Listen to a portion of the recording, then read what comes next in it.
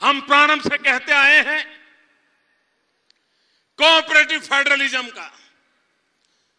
भूतकाल में दिल्ली को इतनी बुरी आदत लग गई थी,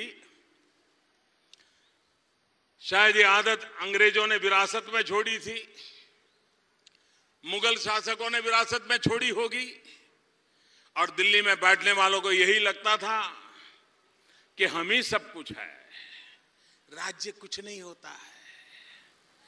ठीक है, राज्य है, वो तो मांगने वाला है, हम देने वाले हैं। भाइयों बहनों, भारत का जिसका संघीय ढांचा है, दिल्ली में बैठने वालों की इस सोच ने देश को बहुत नुकसान किया है। हमने सोच बदली है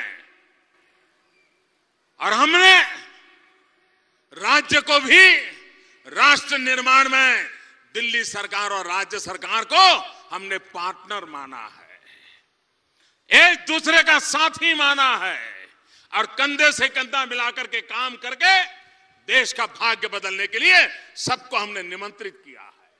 किसी भी दल की सरकार क्यों न हो,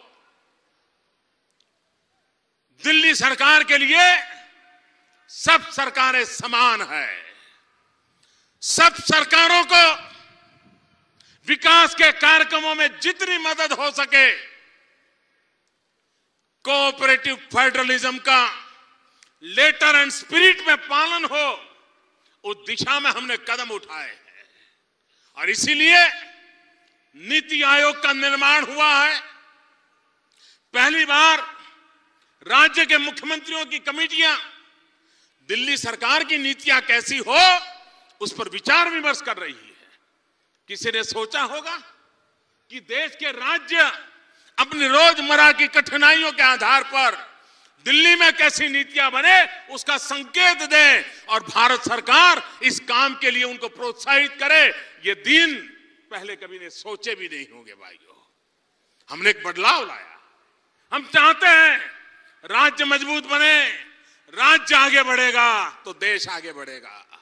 अगर कर्नाटक पीछे रहेगा तो हिंदुस्तान आगे कहां से बढ़ेगा? अगर गोवा पीछे रहेगा तो हिंदुस्तान कहां से आगे बढ़ेगा? बिहार पीछे रहेगा तो हिंदुस्तान कहां से आगे बढ़ेगा? बंगाल पीछे रहेगा तो हिंदुस्तान कहां से आगे बढ़ेगा? और इसलिए भारत को आगे बढ़ाना है तो राज्यों को भी ताकतवर बनाना चाहिए, राज्यों को भी ताकत देनी चाहिए। उस दिशा में हम काम कर रहे हैं।